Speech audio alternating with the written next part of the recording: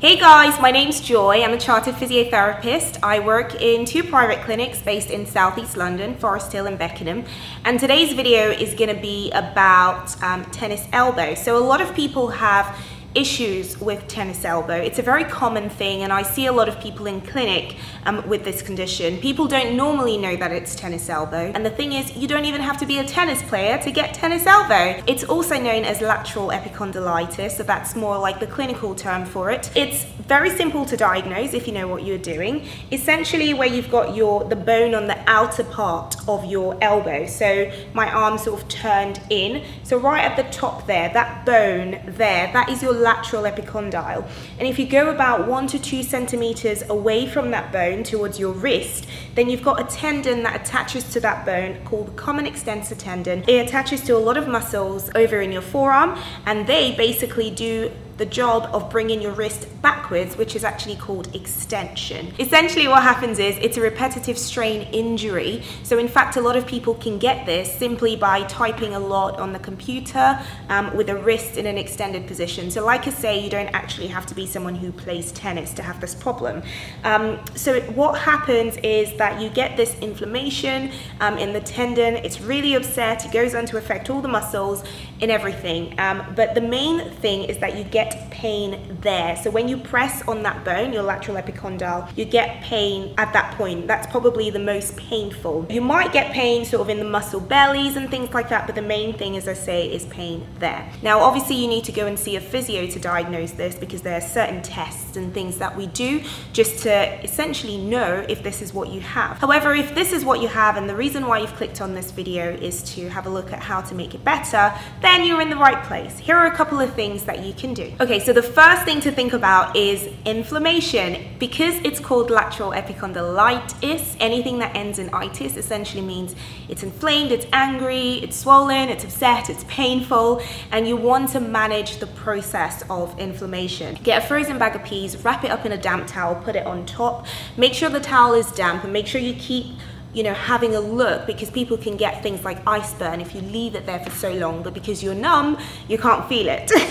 So make sure you keep checking to make sure there's no redness or burn from the ice. You can do that as many times as you want, really. So I usually say to people, up to 10 times a day even. Totally up to you. Maybe leave it on for about 10-15 minutes each time. And the days that you're at work and you can't do the ice, it's okay. Just do it once or twice. That's absolutely fine. Other things that you can do to manage inflammation are taking anti-inflammatories, for example, and that comes in different forms.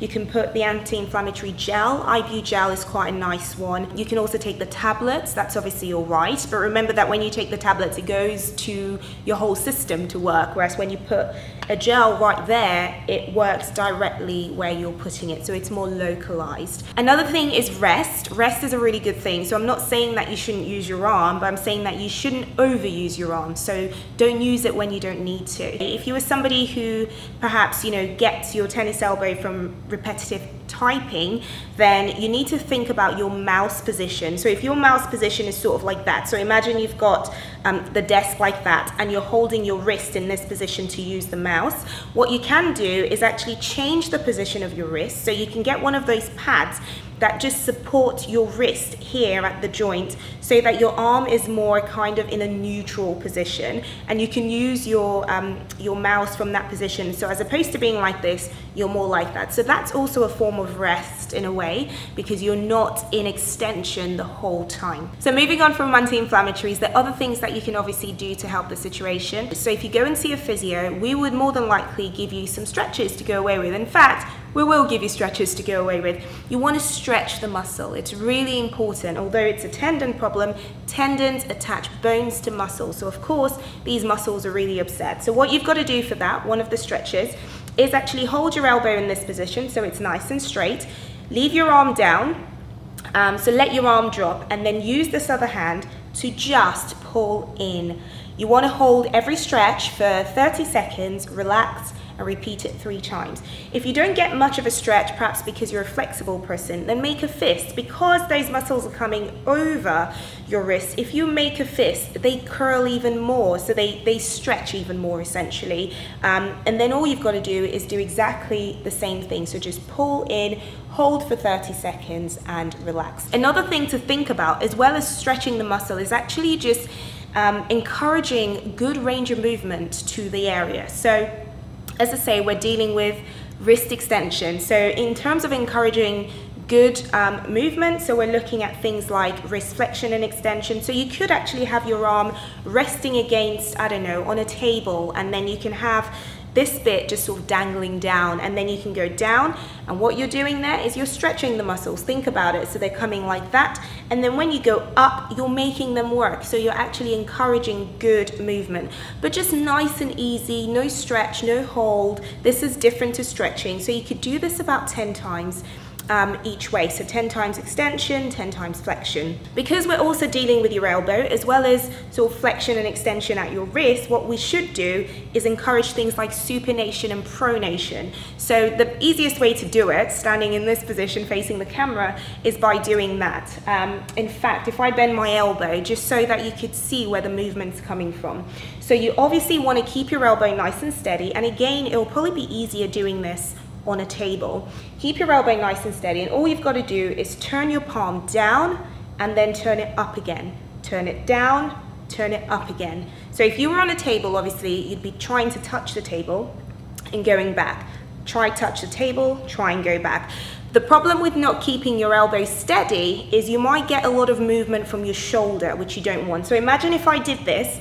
If I turned my palm down, actually a lot of it is more internal rotation from my shoulder and external rotation, as opposed to elbow movement, supination and pronation. So those are the sort of things we want. One final movement that you probably want to do is what we call radial and ulnar deviation. So I would just make a fist, and if I do it from the side, it'll be a lot easier to show you. So radial deviation is that, so going towards your thumb. Ulnar deviation, going towards your little finger, is that. So again, if you did it over a table, so put your forearm, have it supported on a table, and then this bit just hanging down. So just go down, up, down, up, down, up, okay? So very good stretches, anti-inflammatory, range of movement, and then as you get better, what we'd be looking at then would be strengthening those muscles.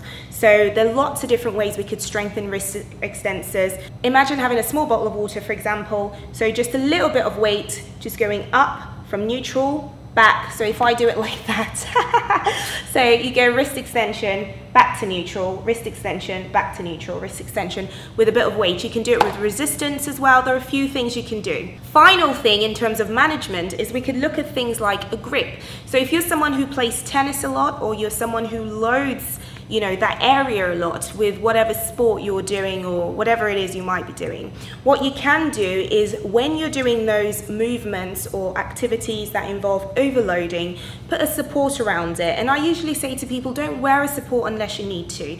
The problem with wearing a support for too long, so some people wear it 24/7 when they don't even need it, is that you're going to force the muscles to do absolutely nothing. So over time they actually get weaker. What you need to do is only use the support when you need it, when you're going to be doing excessive movement. I hope this video has been really helpful. If it has, please give it a thumbs up. If you liked it, leave me some comments down below if you have any questions at all. If you're based in London and you want to come and see me in clinic, remember, as I said, I'm in Forest Hill and Beckenham. So leave me a comment, DM me on social media at Joy Ogude on everything, and I can certainly get you in clinic, because the most important thing is to know what the problem is before you treat it. And sometimes it's not something you can diagnose. You need to see an actual physio. That's me. I'll see you in the next video. Bye guys.